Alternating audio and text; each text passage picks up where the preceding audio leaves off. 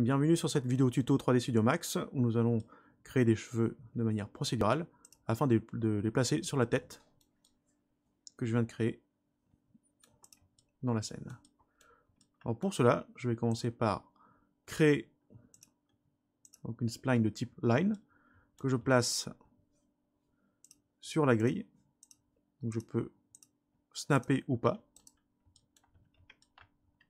Une fois que ma line qui va me servir de chemin en fait est créée, je vais créer maintenant la forme du cheveu en vue de coupe. Donc je crée un cercle, par exemple. Je transforme cette forme en Editable Spline afin de pouvoir accéder aux éléments de construction de cette forme. Et je lui donne une forme en déplaçant les vertex. Donc au bout d'un moment, ça ne donne pas ce que je veux. Donc je fais un clic droit après avoir sélectionné les vertex qui m'intéressent afin d'afficher le menu contextuel et de transformer le comportement des vertex, donc soit en Bézier, corner, smooth, ou pour réinitialiser les tangentes. Donc là, clic droit, Bézier corner. Donc en choisissant Bézier corner, je vais pouvoir manipuler les poignées des deux côtés, donc des deux côtés, donc en retirant évidemment le snap, ça sera mieux. Voilà, des deux côtés des points. Donc là, je vais donner une forme un petit peu, donc en vue de coupe de ce genre-là. Donc la forme pourra être modifiée par la suite, donc on ne perd pas trop de temps dessus. Voilà.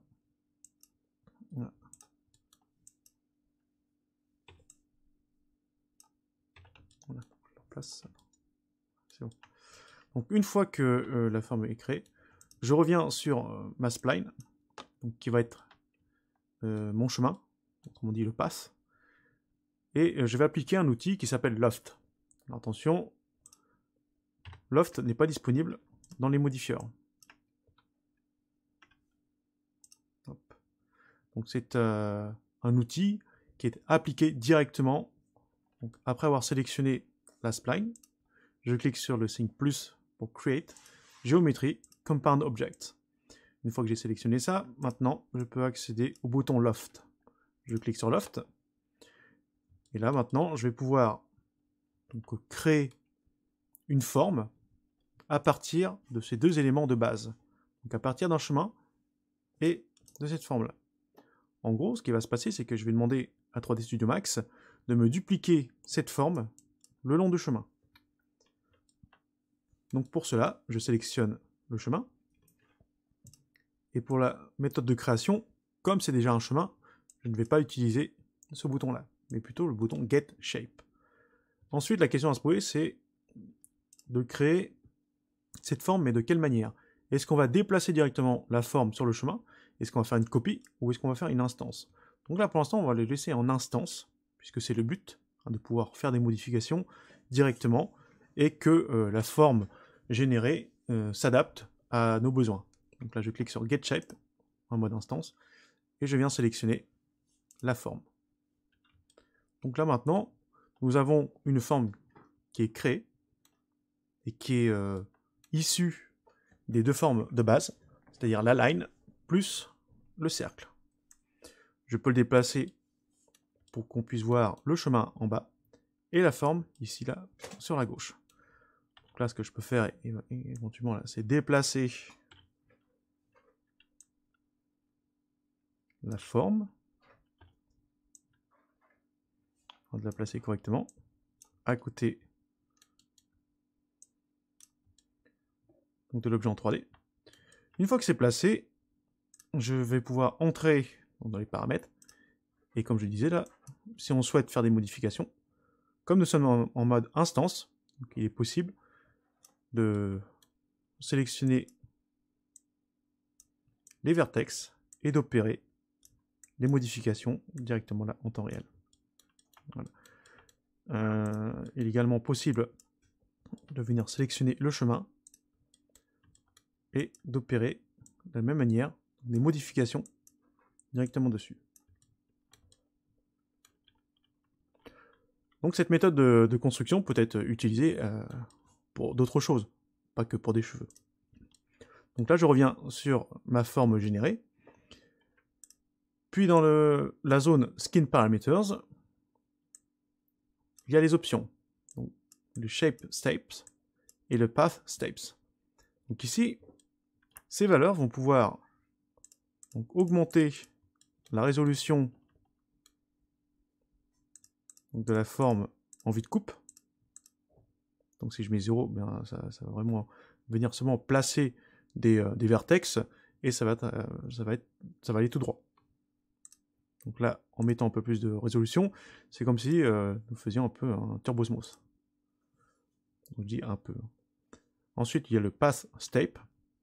Donc le Path Step ici va nous permettre d'augmenter le nombre de divisions sur la longueur de notre forme. Donc chaque section en fait correspond tout simplement ici là au vertex placé le long du chemin. Donc il est possible évidemment de rajouter et de modifier à volonté le chemin pour ajouter des sections manuellement. Ce qui est intéressant là, c'est de pouvoir augmenter un peu, toujours pareil, un peu comme un turbo smooth, afin d'obtenir une meilleure résolution et une meilleure souplesse du système. Donc tout dépend de ce que vous voulez obtenir. Donc là pour l'instant, moi, je vais le remettre à 0. Et là vous allez me dire, oui mais là ça ressemble plutôt à un bâton qu'à des cheveux. Là comment est-ce qu'on va placer ça? On ne peut pas exploiter ce genre de modélisation. Donc en effet, il va falloir utiliser la zone déformation. Donc je clique sur le bouton Scale. Et grâce à cette fenêtre, je vais avoir la possibilité, donc là, hop, donc je disais, la possibilité de définir la taille du cheveu, donc tout le long, ici là. Donc en fait, ce côté, où on est à la graduation 0, représente la valeur où on est à 0% du chemin. En gros, on est au début du chemin. Là, on est à 100% du chemin. Autrement dit, on est à la fin du chemin. Donc c'est à vous de savoir où est-ce que vous êtes et ce que vous voulez faire. Par exemple, là, si je rajoute un point avec ce bouton-là, que je me mets en déplacement et que je fais de la déformation, voici ce qui se passe. Donc nous obtenons une déformation du cheveu sur le chemin. À peu près, on va dire, à 50%. Voilà, donc là on est à 50%. Et grâce à cette fonctionnalité, nous allons pouvoir tout simplement modifier le comportement de la construction. Donc en rajoutant d'autres points, ici et là, et en déplaçant ces points.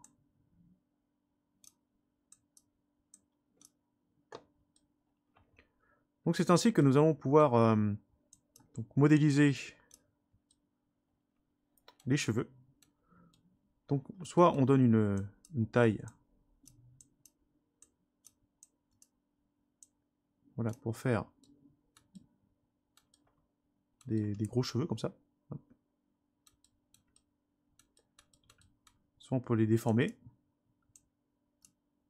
pour donner un plus gros arrondi.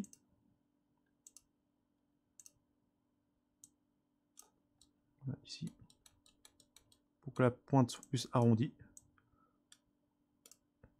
Donc après là, c'est au modeler, hein, c'est à vous de savoir ce que vous voulez faire, comment est-ce que vous voulez placer les choses, hein, de telle ou telle manière.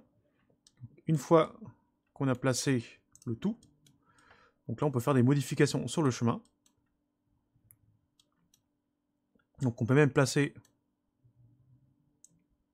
avant de faire les modifications, la forme près de la tête.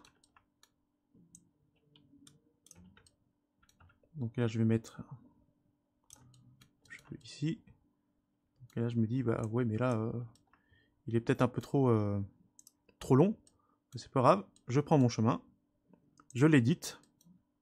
Là, je vais pouvoir réduire la taille. Voilà, comme ça. Je vais pouvoir déplacer les vertex. Voilà. Une fois qu'on obtient la forme désirée, là, il n'y a plus qu'à éventuellement effectuer une copie. Et la copie, là, ici, là, elle va bénéficier également donc des propriétés juste avant, donc avec le scale, avec tout un tas de choses de ce type-là. Donc n'hésitez pas à utiliser des options de déformation afin de tester ce qui peut vous arranger. Donc là, grâce à ça, donc là, nous allons pouvoir donc, éventuellement entrer dans les paramètres et effectuer des modifications. Donc là, si on veut faire des modifications beaucoup plus directes, donc là, le mieux c'est de prendre la forme et de la placer au même endroit.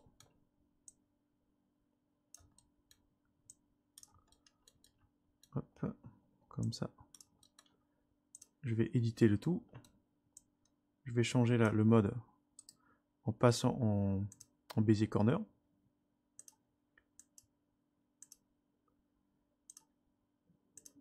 Là, je vais pouvoir déplacer ce point-là.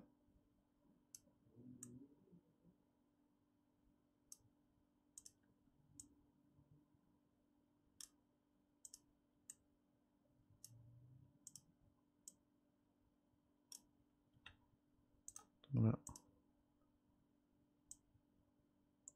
Comme ça.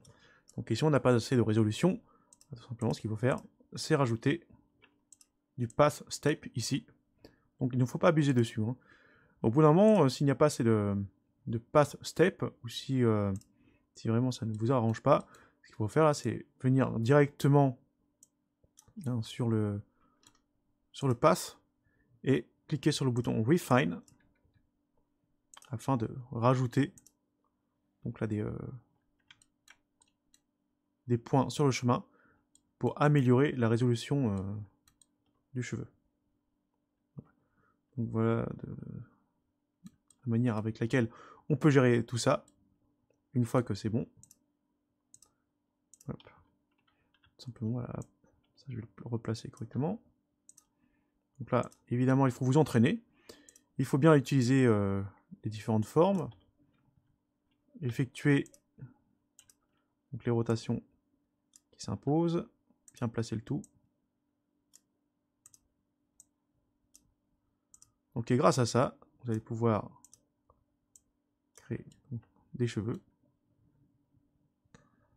Donc, par exemple là, si vous dites j'aimerais bien que ce soit beaucoup plus épais. Donc là, on revient sur la forme. On clique sur Scale.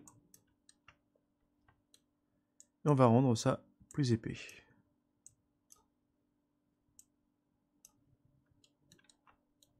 Donc en sélectionnant ces points-là et en les déplaçant.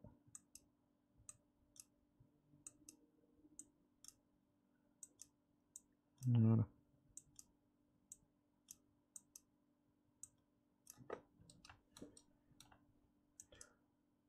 Donc là, je vais transformer également ça en Bézier Smooth pour obtenir quelque chose de beaucoup plus lisse et sympathique. Donc là, si je veux mettre la valeur 0, j'entre 0 dans la zone. Et donc, voici ce que j'obtiens. Ok, c'est plutôt pas mal. Maintenant là, je vais venir ici. Et je vais faire en sorte que ça pointe un peu plus vers l'extérieur. Je place un Refine. En même temps, là, je vais mettre ça en Smooth. Voilà.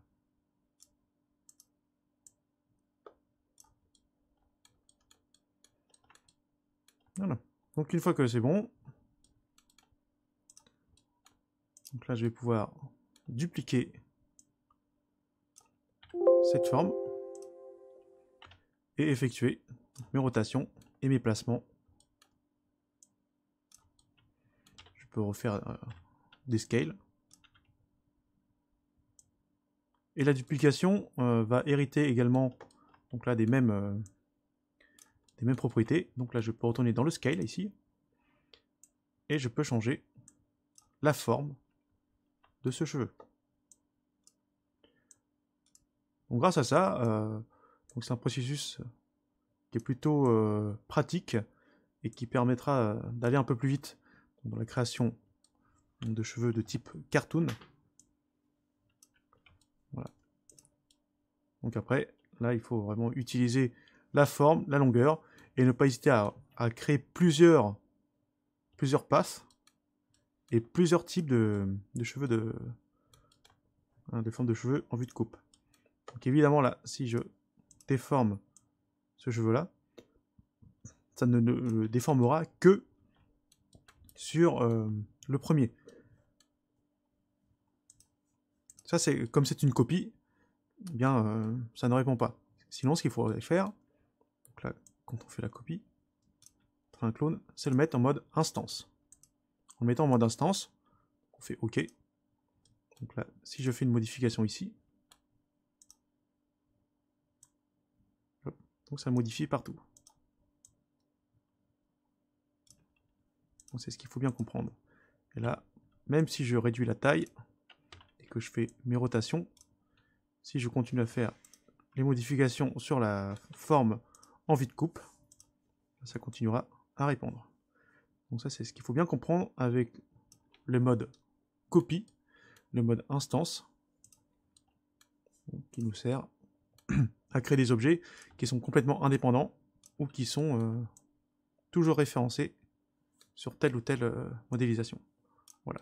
Donc après, il n'y a plus qu'à bien placer les cheveux, à donner des formes différentes, esthétiques, et à se créer toute une batterie de cheveux afin d'y arriver.